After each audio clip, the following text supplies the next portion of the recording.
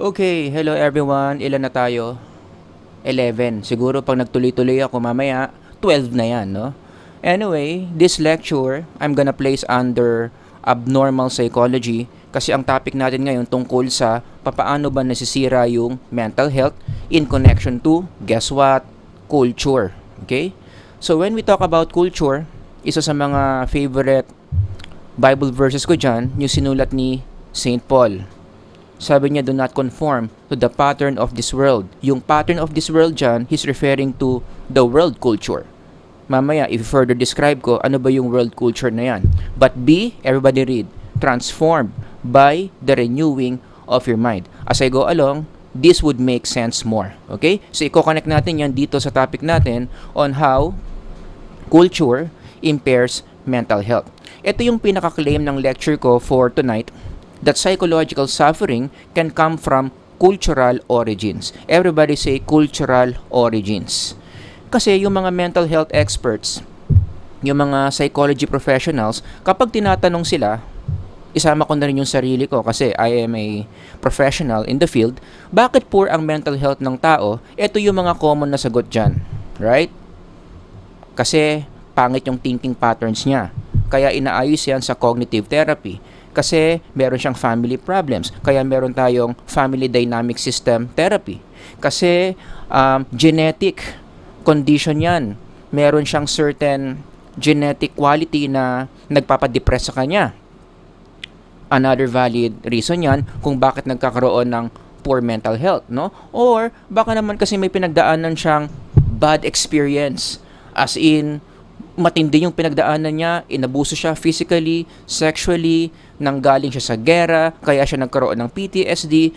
All of this are valid. Uulitin ko valid.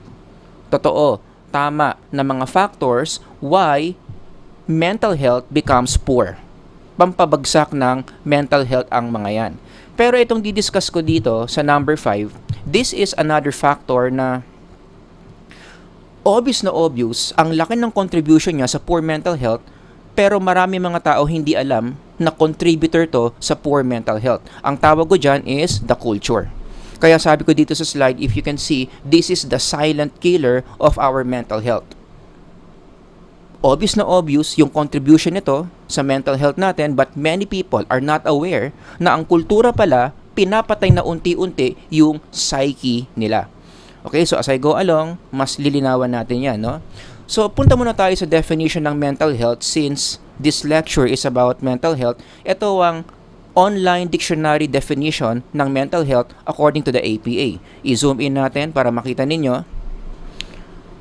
Focus on the underlined words.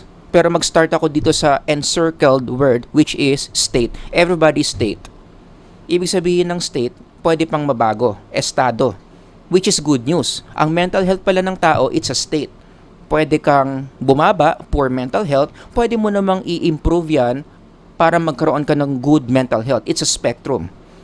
Okay? So, anyone can do something to improve mental health or pwedeng may mangyari sa kanila that will worsen their mental health because again, it is a state. Ang kabaliktaran yan sa psychology is a trait.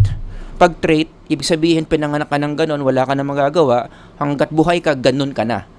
Kaya buti na lang yung mental health, it's not a trait, rather it is a state.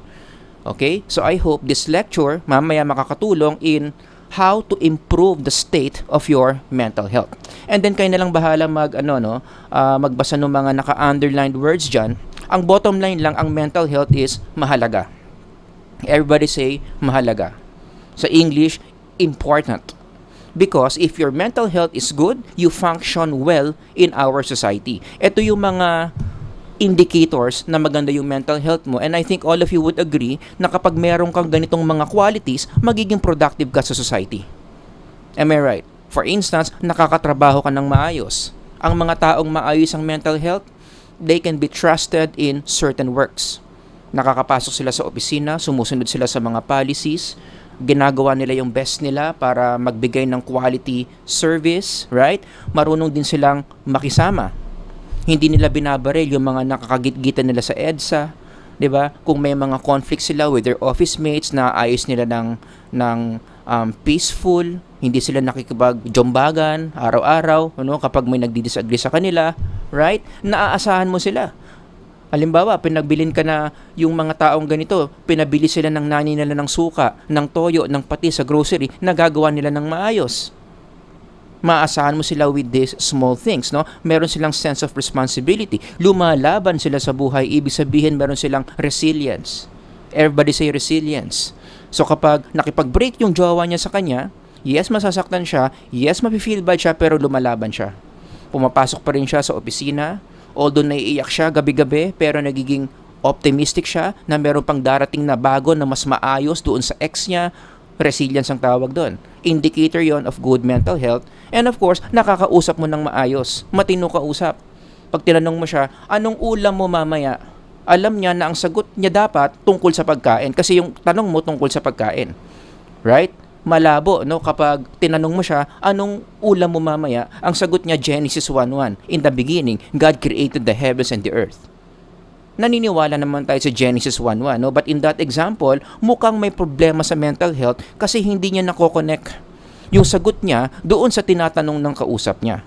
Am I making sense? So if you combine all this, these are little indicators of good mental health. Maganda yan para sa atin because we become functional. Everybody say functional. Nagiging functional tayo in our everyday society. Maliwanag. So yun ang ibig sabihin ng mental health. Okay? Punta naman tayo dun sa culture. Kasi pinag-uusapan din natin to in this lecture, no? These are beliefs, sa Tagalog paniniwala, and behaviors, sa Tagalog mga gawain, that are accepted in a certain group. Mga pag-iisip, paniniwala, mga ginagawa na talagang tinatanggap sa isang grupo, ang tawag doon culture. Another word that I want to connect with the word culture is the word normalize. Everybody say normalize. From the root word, normal.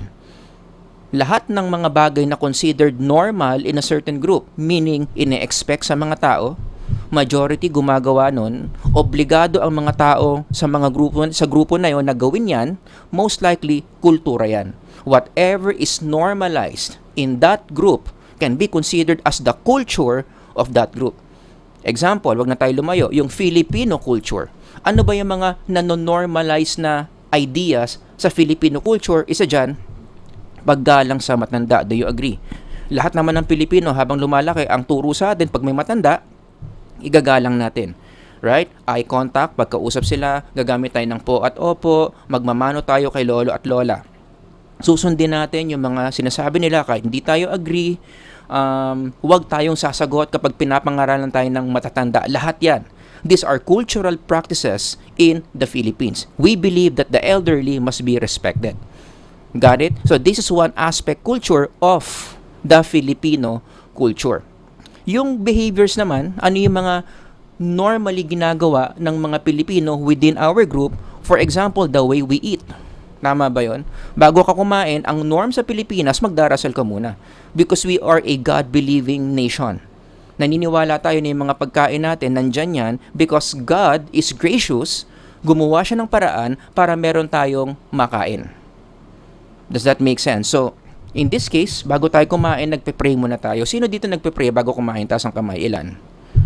Ayun, 2 lang ang nagpe-pray. The rest of you, pagkakain, you attack immediately like a raging animal. Tama ba? Wag naman sana ganon. Mag-pray muna tayo. And one good prayer na gusto kong i-share sa inyo, no? Ano bang magandang prayer bago kumain? Ganito, Lord, thank you for the food na nasa harap ko ngayon. Bless this food para ma-strengthen yung katawan ko. More importantly, bless the people who prepared this food for me. In Jesus' name, Amen. O di ba ang ganda ng prayer na yun, no? Pinag-pray mo yung sarili mo, pinag-pray mo yung food, pinag-pray mo rin yung ibang tao. Ganun ang magandang prayer. Another example of Filipino culture would be pagkakamay. Di ba? Kaya sa kultura natin, pag nakakita tayo ng tao na nagkakamay habang kumakain, hindi tayo nawiwirduhan. Bakit? Kasi kultura natin yon. Usual naman yon sa mga Pilipino. Lalo na kapag yung kinakain mo, bagay kamayin. Di ba? Kasi sa Filipino culture, meron tayong mga pagkain na talagang mas masarap kinakain pag kinakamay. Right? Ilagay nyo dyan sa comment section kung ano ba yung mga yon. But on top of my head, some examples would be chicken inasal. Masarap yan. Kaya kapag pumunta ka sa Mang Inasal, marami kang makikitang mga Pilipino nagkakamay habang kumakain ng chicken. Right? Na may kasamang rice, lalagyan na ng toyo, bubuhusan niya ng sebo, ng manok, tapos kukurot siya ng manok, tapos lalamas-lamasin niya kasama dun sa rice, and then isusubo niya sabay higop ng sinigang na sabaw. Gutom na ba kayo? Yun. So yung dinescribe ko na yun, anong tawag doon? That's Filipino culture. Lahat ng paniniwala, lahat ng ginagawa na accepted, expected, normalized sa isang grupo, ang tawag doon, kultura. Now, let's go into yourself. Zoom in mo lang yung sarili mo. You are also a cultural being. Diba? Kung gagawin mo tong reflection point na to, no? Ano yung favorite food mo? Saan yung favorite hangout place mo? Ano yung favorite song mo? Most likely, kaya yung, kung ano man yung sagot mo dyan, that's the product of culture.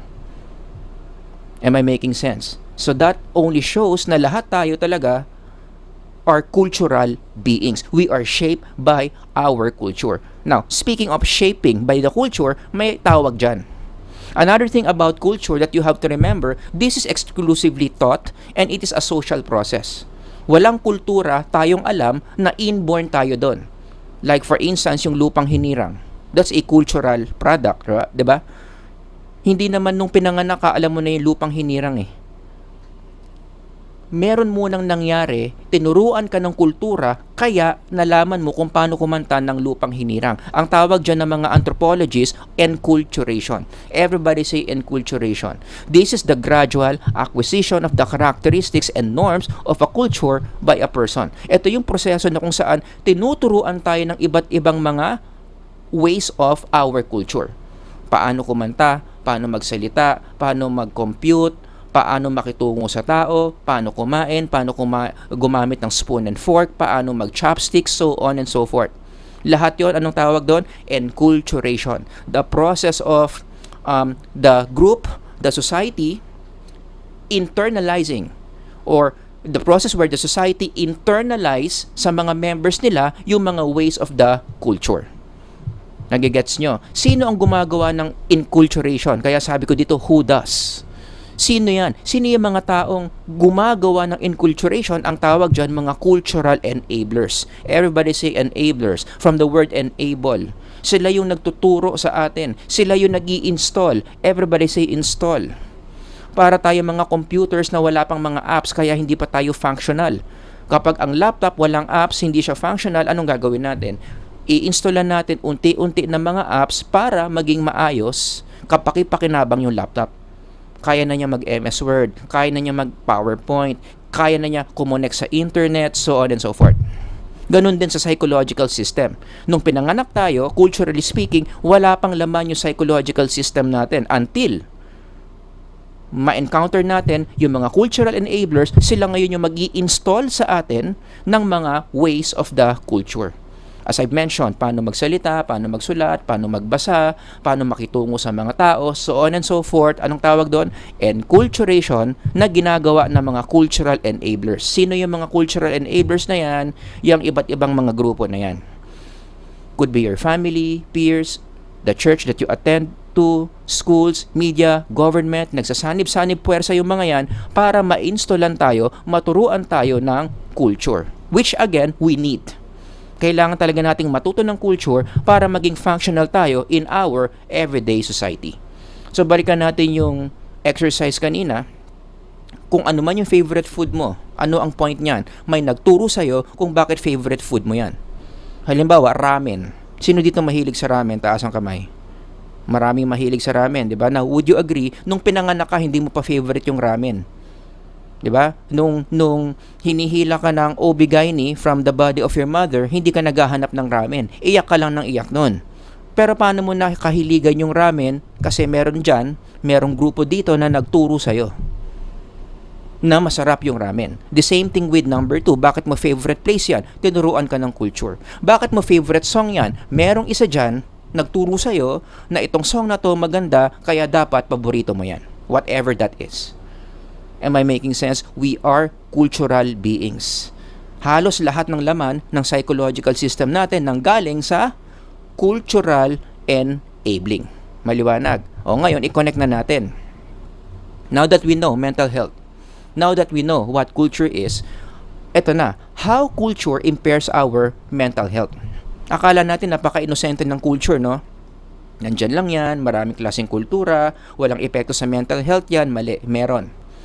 Kaya nasisira ang mental health natin because of the culture kasi meron tayong mga tinatawag na toxic cultures.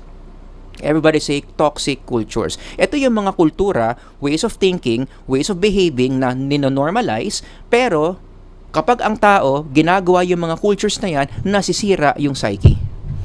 Another term for sira is erode. Everybody say erode. Asawa ni Erad. De, joke lang. Erode means nasisira yung psyche mo. Yung toxic cultures na to, tinuturuan ka ng mga toxic beliefs, toxic feelings, toxic behaviors. At hindi mo alam na toxic pala yon, kaya unti-unti, ano nangyayari sa'yo, kinamamatay mo. More about that as I go along, no? But for the meantime, mag-pause lang ako dito. I want you to realize something about cultures. And this is a very unpopular teaching on cultures, no? Knowing that there's such a thing as toxic culture, ang ibig sabihin niyan, you have to differentiate kung ano ang good culture from evil culture. Because evil cultures exist.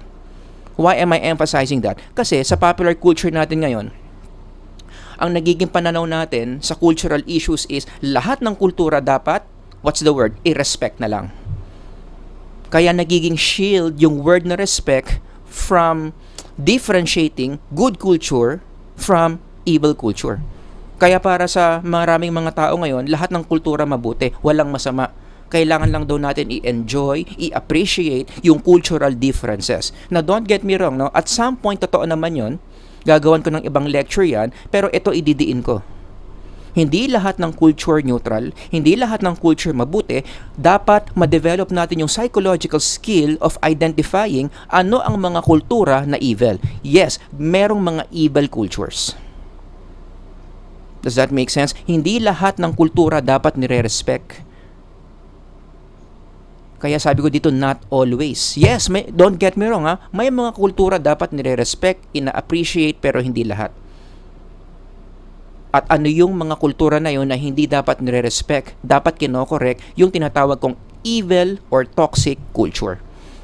I hope I have changed the way you see cultures. Okay? Hindi porke sabihin sa'yo na, kultura nila yan kultura ko to tatanggapin na lang natin. Depende yan. Kapag yung kultura na sinasabi mo is evil culture, hindi pwedeng i-respect yan, kinakailangan i-correct yan. Ipaalam mo sa taong yon that that culture ought to be corrected. Such as what? Syempre, marami na nagtatanong dyan. Ano ba yung mga examples of cultures na hindi maganda?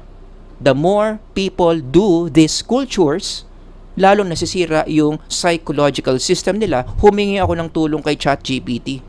Sabi ko, ChatGPT, bigyan mo nga ako ng top 10 cultures na sa tingin mo toxic, nakakasira sa psychological system. At ito ang mga sagot niya. And I agree. Okay? So, hindi ako ang nag-come up nito. Si ChatGPT, huwag kayo magagalit sa akin. Si ChatGPT ang nagsabi nito. Agree lang ako sa mga sinabi niya. Ito raw yung top 10. You can just browse it on your own. Okay? Basta ang bottom line dito is, from numbers 1 to 10, ito yung mga kultura na kapag ina-apply mo in your everyday life, ito yung ninonormalize sa isang society, nasisira yung psychological system ng tao. It destroys the psyche. All of these cultures that you can see here in the slide. In fact, i-connect mo yan sa definition ng mental health, it would make more sense. Yan, wait lang i-forward natin ng ganyan. Yan. 'Di ba? Meron ako tinatawag dito na araw-araw test. Sorry medyo nabago yung sizing, no? Ayan, ganyan na lang. Ayan.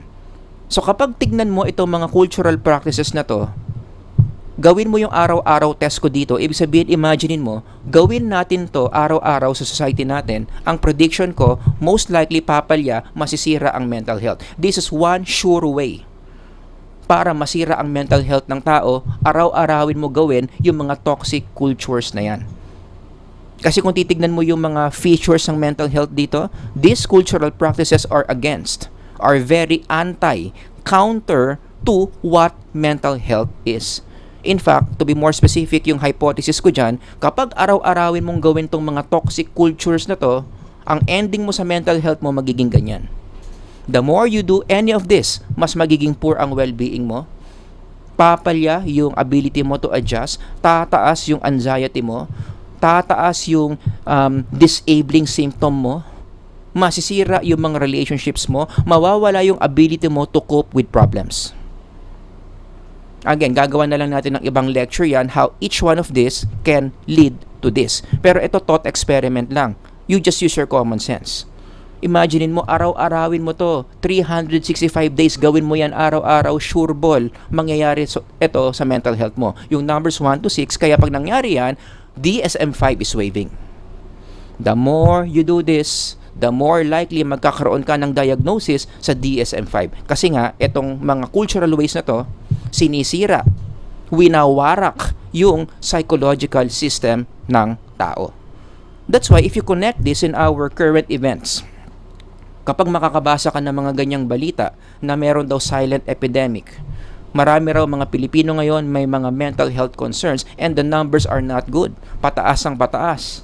And then when people ask me, as a psychology professional, why do you think this is happening? Ang sagot ko dyan, merong kinalaman dyan ang toxic culture. Sa society kasi natin ngayon, usong-uso yung cultural enabling of toxic culture. And many people don't realize na yung kultura na pinapractice nila, toxic. Kaya nga hindi nila pinapalitan eh. Kaya nga araw-araw pa rin nilang ginagawa kasi nga, it is so normal. It is so normalized. Everyone is doing it. So, most likely, hindi ito mali. Kasi kung mali ito, walang gumagawa nito, lahat gumagawa. Most likely, okay lang yan. So, that person, without him or her knowing it, habang ginagawa niya yung toxic culture, unti-unti napapatay, nawawala yung life ng psychological system niya. Naalala ko yung sinabi ni Solomon about this, right? There is a way that seems right to a man. Everybody say seems right. Sounds familiar? Yan yung culture. It seems right.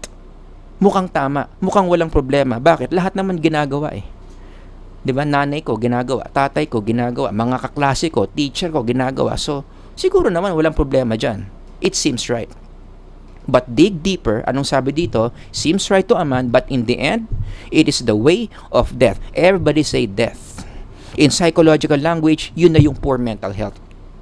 Merong mga kultura sa society natin na mukhang tama, pero sa totoo lang, yan pala yung cause kung bakit pumapalya ang mental health. So yan ang isasagot ko. Yan yung gagamitin kong framework in making sense of these headlines. Bakit may rising mental health concerns? Because many Filipinos today are practicing certain toxic cultures and they don't know it's toxic. I hope you see how big of a problem is that, right? So, balik tayo sa listahan. Like what? Dito sa 10 na yan, ano yung pinaka ninonormalize dyan? Na marami mga Pilipino pinapractice yan at akala nila okay lang, yun pala pinapatay na sila. I would have to pick 2. Hindi ko na ito madidiscuss lahat. Gagawa natin ng ibang lecture yan. But I have to pick number 1 and number 3. Unahin natin yung number 1. Do you agree? Greed, materialism is toxic. Pero sa society natin ngayon, ninonormalize yan. To the point, maganda pa nga yung maging greedy. Maganda pa nga yung maging materyoso ka. Maganda pa nga na yung habulin mo ng habulin yung mga mahal na bagay because these things will make you happy. Tapos gagawin pa na lang inspirational yan. 'Di ba? Diyan ngayon papasok yung flex culture. Not to brag, but to inspire. Ayan. Yung mga ganyang linya, akala mo inspirational, yun pala sa ilalim toxic. Okay? Let me give you some examples kung paano ba nanonormalize yan. It starts with the media. Merong mga shows na nagpo-promote ng greed/materialism such as this series na makikita sa Netflix, ang pangalan Billions. Diba? So kapag nanonood ka ng Netflix, nagkakaroon ng cultural enabling. Pinanood mo yung series ng Billions. It's about a businessman by the name of Bobby Axelrod na yung mga business practices niya hindi magaganda. Like to be more specific, etong Billions ito, napanood ko to, lahat ng seasons, lahat ng episodes, hindi lalagpas ang isang episode na hindi siya magpo-promote ng any one of this. I-zoom in ko para makita ninyo. Ito yung mga values ni Bobby Axelrod, yung businessman dito. Self-worship, hate, greed, manipulation, hoarding, deception, bribery. Kaya siya successful sa business kasi lagi niyang ginagawa yung mga yan. Kultura yan ng series. Let me use that word again, culture. Culture yan ng series. And I know, bakit? Ulitin ko, napanood ko yan. Hindi dahil idol ko si Bobby Axelrod, but I want to expose this. Season 1 hanggang Season 5, ubusin mo lahat ng episodes na yan, ito yung mga values na ipopromote. So imaginein mo na lang kung maging fan ka ng series na to, naging parte ka na ng kultura nila, you also internalize these traits into yourself. Sabi pa ni Bobby Axelrod, meron siyang quotable quote, hate is nature's most perfect energy source. It's endlessly renewable. So anong implication yan? Gawin mo raw motivation mo yung hate. Magalit ka sa mga taong nag-down sa'yo. Magalit ka sa mga taong nag-bully sa'yo. Yun yung maging fuel mo para pataasin mo sarili mo, payamanin mo sarili mo, so that in the future, bilhin mo silang lahat, ipakita mo kung sino yung inapin nila in the past. O, diba? The way I say it, it seems so right. It seems inspirational, but deep inside, it's not. Kapag dinevelop mo kasi yung culture of materialism, inidolize mo si Bobby Axelrod, you run after things while leaving people with nothing, nagiging highly materialistic ka, according to studies, nasisira ang mental health mo. This is only one of the hundreds, even thousands of articles that talk about the negative effect of materialism on our mental health.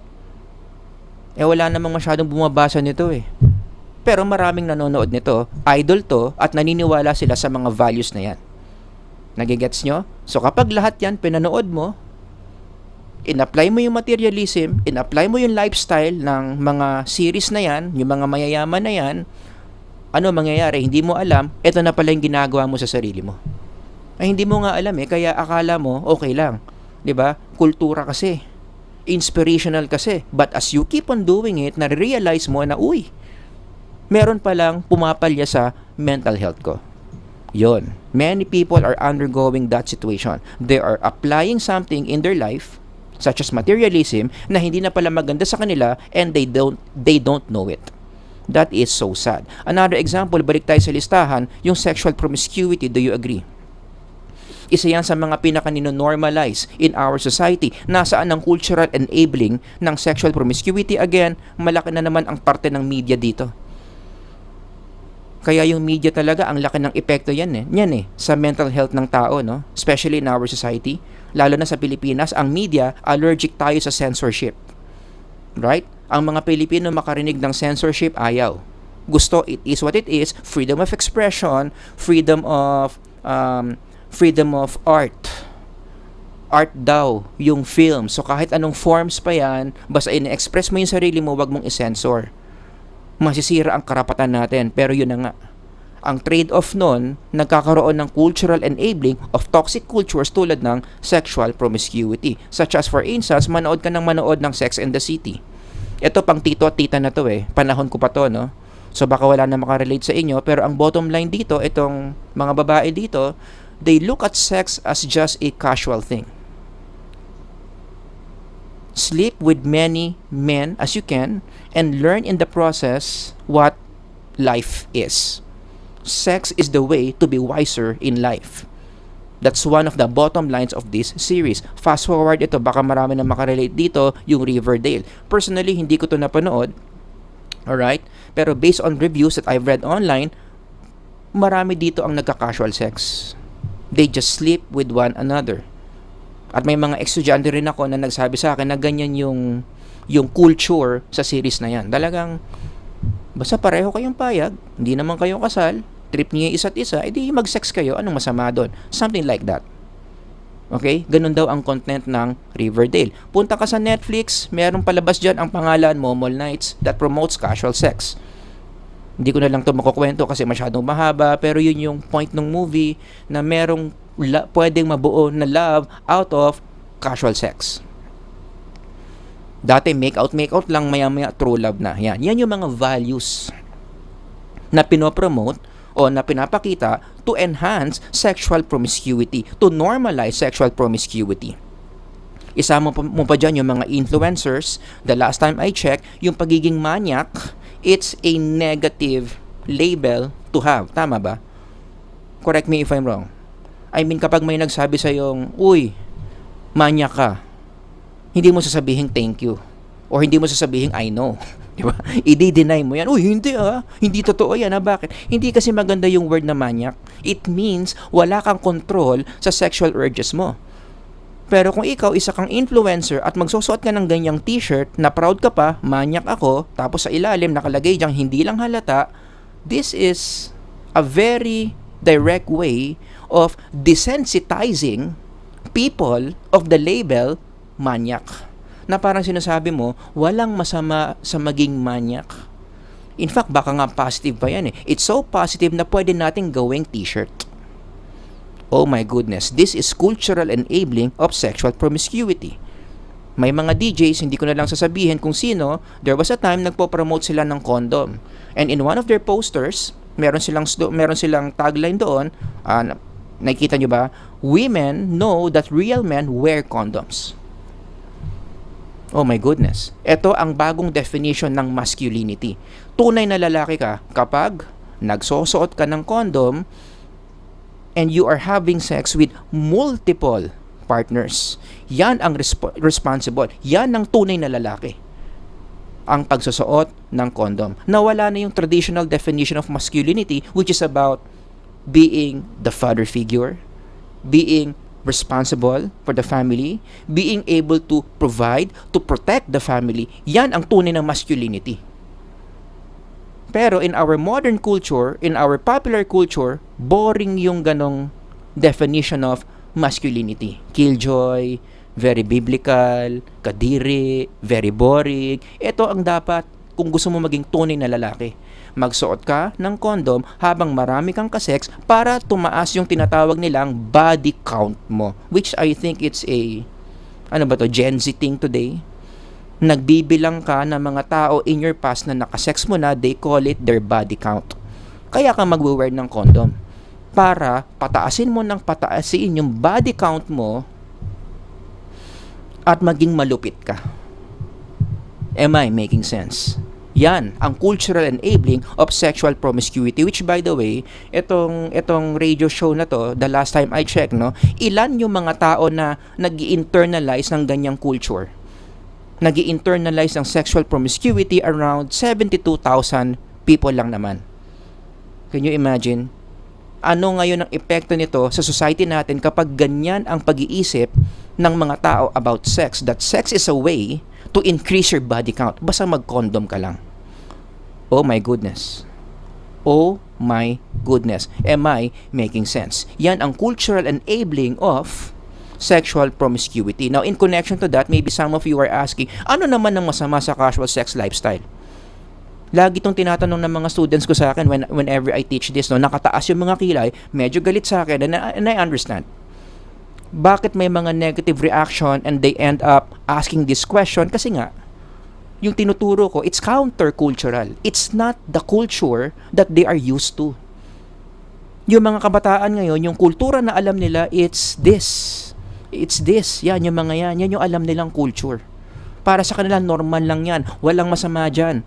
Hindi mo dapat papasukan ng morality whether or not you sleep with people you want to have sex with. Basta pareho kayong payag, pareho naman kayong responsible, why not?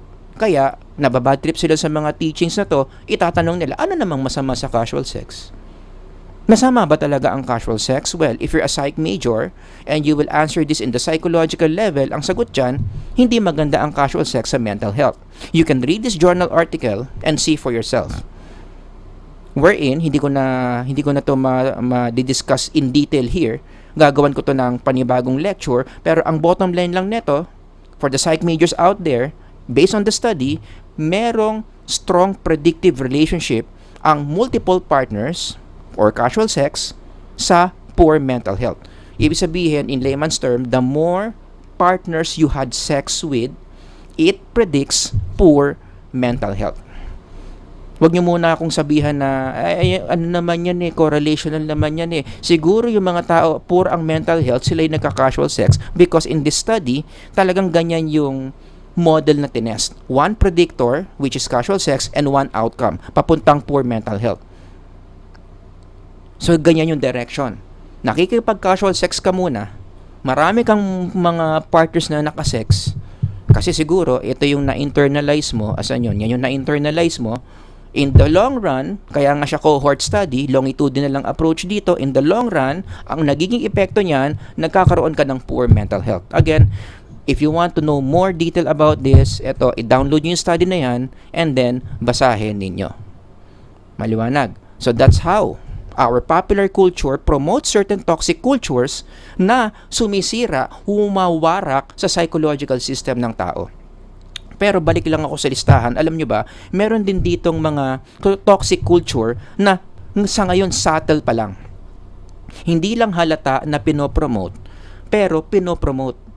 At paunti-unti may mga taong nag-i-internalize niyan. Ang problema, in the long run, wasak na naman yung psyche nila. Because this culture is so toxic. Number 10, witchcraft. Alam niyo saan ba nagsimula yung witchcraft na yan? Old Testament days pa lang mayroon ng kultura ng witchcraft. Specifically, if you know this part of the Bible, si Moses, kinakausap niya yung mga Israelites. They are about to conquer the promised land. Yung mga nagbabasa ng Bible dito, alam niyo yan, no? Ngayon, sabi ni Moses, when they conquer the promised land, merong mga nations doon na maabutan nila. At may bilin siya about those nations. When they conquer the promised land. Punta ka sa Deuteronomy 18:9. Ito yung bilin ni Moses. When you enter the land the Lord your God is giving you, altogether read, do not learn to imitate the detestable ways. Yan yung toxic culture. Merong mga grupo doon sa promised land na nagpa-practice ng mga toxic cultures. Nakakasira ng psychological system. Right? So ano raw ang gagawin? Ano ang bilin ni Moses? Huwag nyo raw gagayahin yung mga detestable ways na yan. Do not learn to imitate those toxic cultures. Zoom in. Ano ba yung mga toxic cultures na yan that Moses was talking about? Yun na. Yun na yung sinasabi kong witchcraft. Kasi i-zoom in mo yung 18:9, ituloy mo yan sa 10 to 11, ito pala yung mga pinapractice ng mga tao doon. Nagsasacrifice ng anak sa false idols, sa false gods. Nagpa-practice ng divination, sorcery, nag-i-interpret ng mga omens, engages you in witchcraft, casting spells, kumakausap sa mga medium, sa mga spiritista, kumakausap ng mga patay. All of this will destroy you spiritually. And these are the exact ways na ginagawa ng mga tao na aabutan ng mga Israelites. Now, you might say, kaya nga sabi ko dito, outdated na yung example mo, Sir Howard. 2025 na ngayon, Deuteronomy pa yan, wala na yan, hindi na totoo yan. Ang sagot ko dyan, really? I-zoom in mo lang yung mga nangyayari in our society today, and you will realize that Deuteronomy 18, 10 to 11 is still at work today. Again, malaki na naman ang contribution ng media dito. You know, in slowly teaching us the ways of witchcraft, being close to the spiritual beings of the evil world.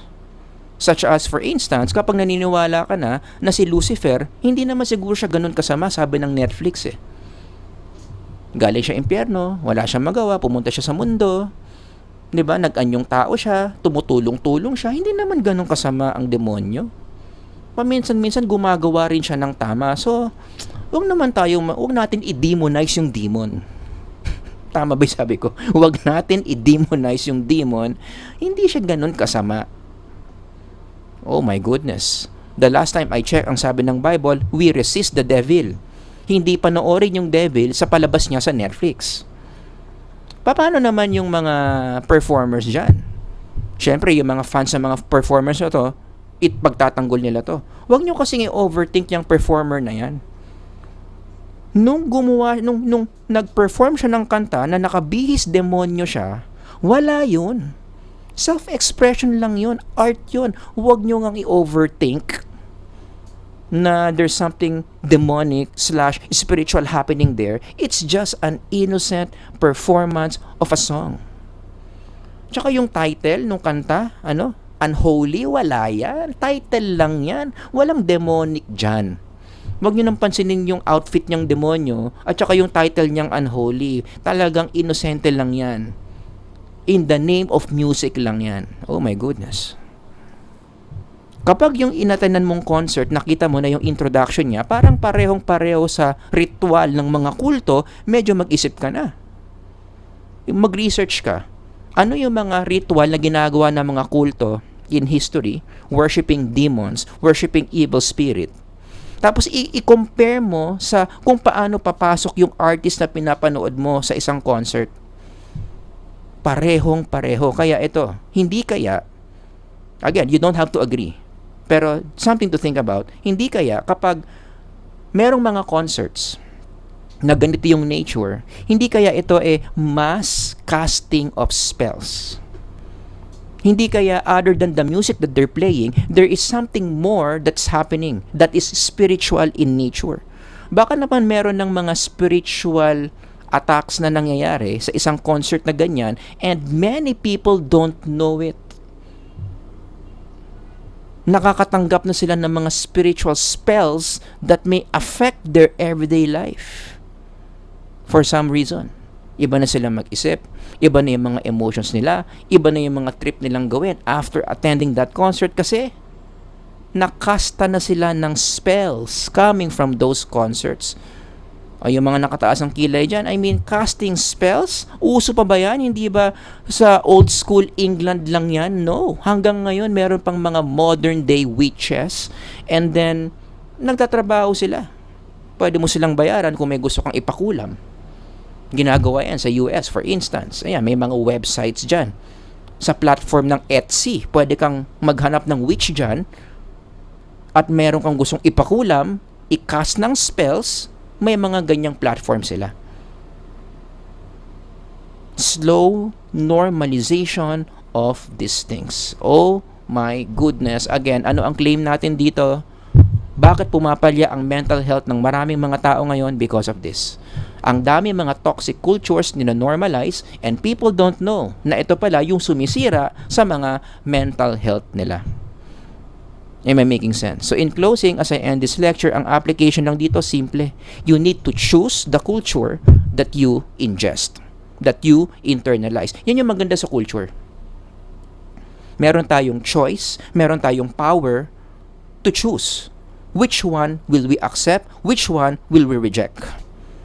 At sana, kung gusto mong gumanda yung mental health mo, absorb the good culture, reject the bad culture. Pero, ito ang problema. Kaya nga sabi ko dito, problem Ano yung problema? Tingnan nyo yung screen. Tingnan nyo. In our society today, dapat ito nangyayari. Absorb the good culture, reject the evil culture, but in our society today, baliktad. People reject the good culture, gagawin ko ng ibang lecture yan, but it's being normalized to absorb the evil culture. Yan ang trend ngayon. Things that are evil are slowly becoming neutral, later on nagiging positive na, so many people have no problems absorbing these evil cultures. Ang masama dyan, as they do, unti-unti nasisira yung psychological system nila.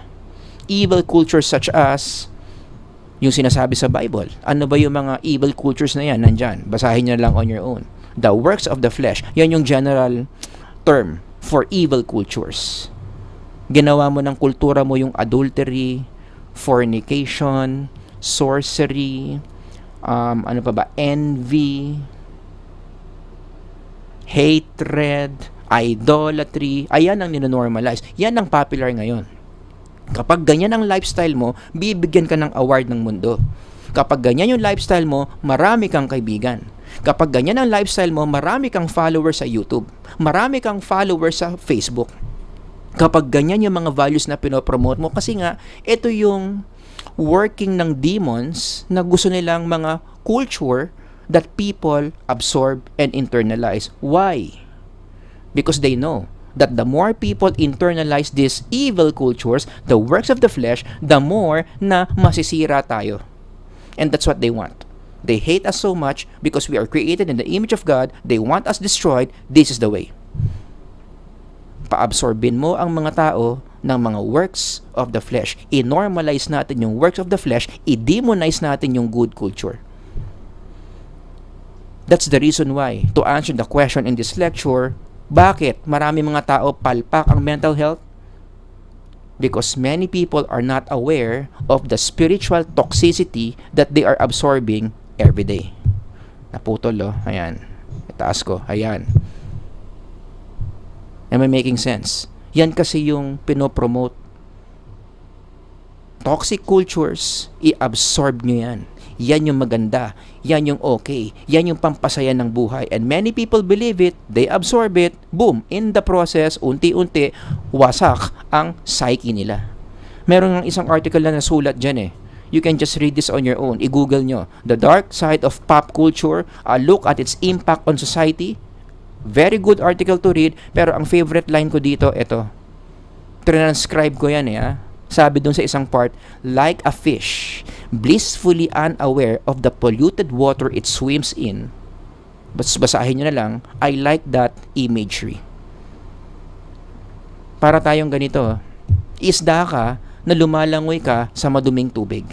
At yung maduming tubig na yon, araw-araw pinapatay ka.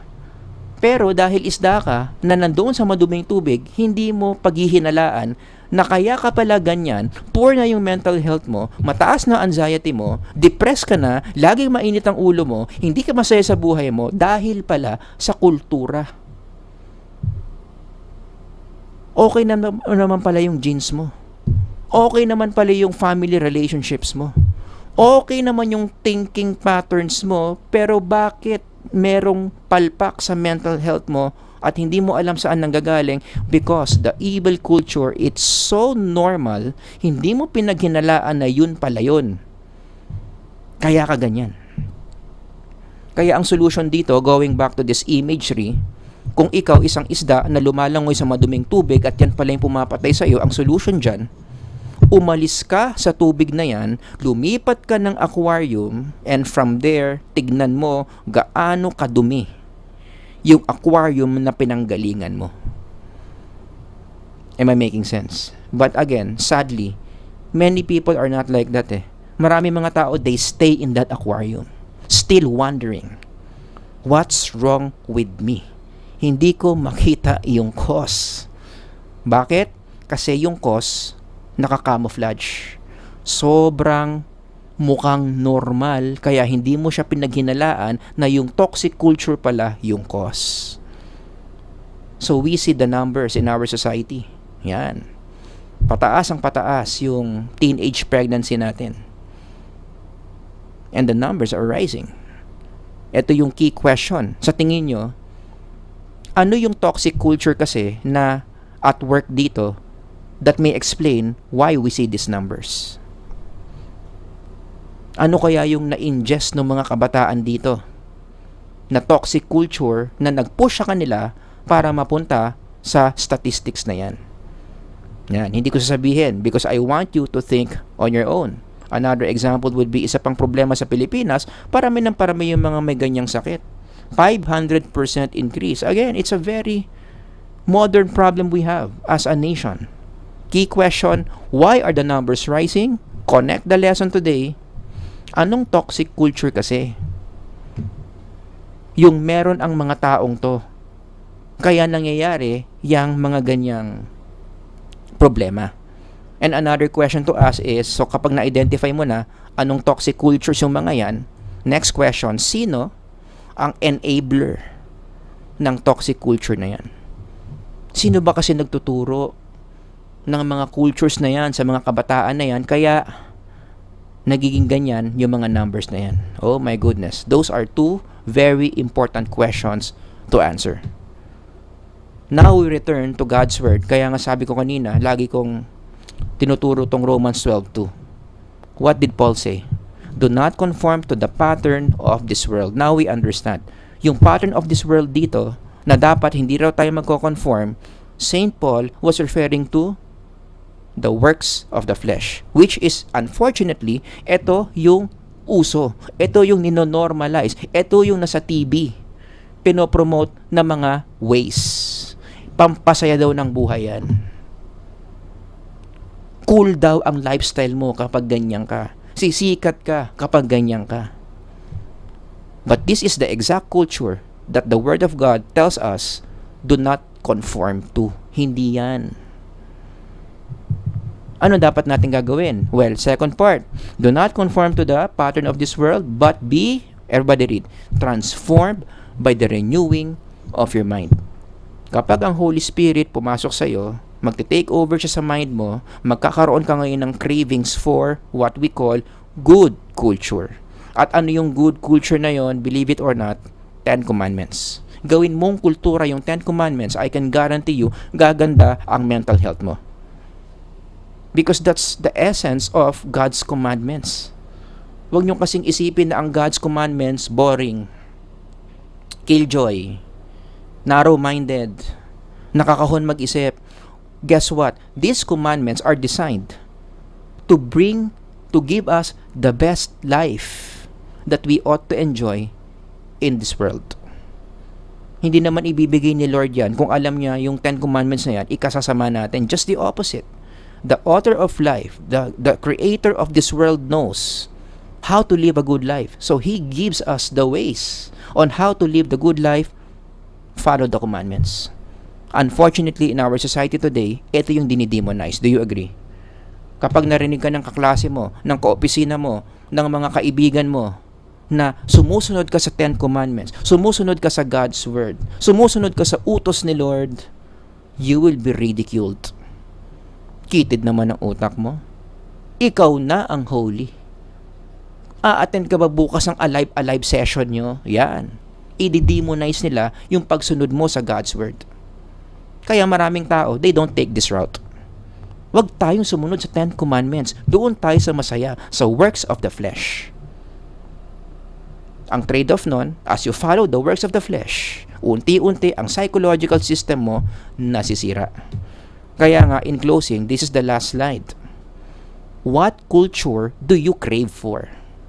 Hindi yata kita yung naputol na naman. Babasahin yung tanong dyan. What culture do you crave for? Anong kultura yung gustong-gusto mong ina-apply? 2 options lang yan. Works of the flesh or the commandments of God. And I would say, as a psychology professional, combining God's Word with psychology, sana naman piliin mo yung work ni Lord, yung words ni Lord. That this is the way to mental health. You want to be better?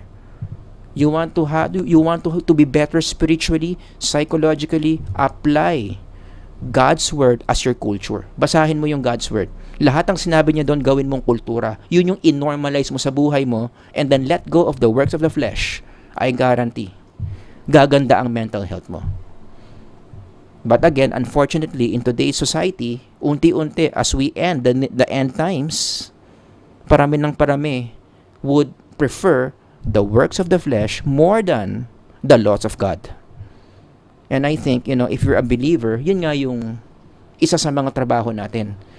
To show people, to share these things to the people who don't know the toxicity of the culture that they're applying in their everyday life.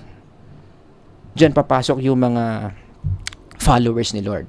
Kung ano dapat natin ginagawa sa mundo. Expose the darkness and show to people the light that will help them spiritually/psychologically. Am I making sense? Ipakita natin kung gaano kadumi yung aquarium ng mundo ngayon and offer something better, which is the culture that God tells us to do. Maliwanag ba? So yun lang yung maikli nating lecture on this topic. Kung may mga questions kayo, comments, ilagay lang dyan sa comment section. Sir Howard here. Until the next lecture, God bless everyone. Bye-bye.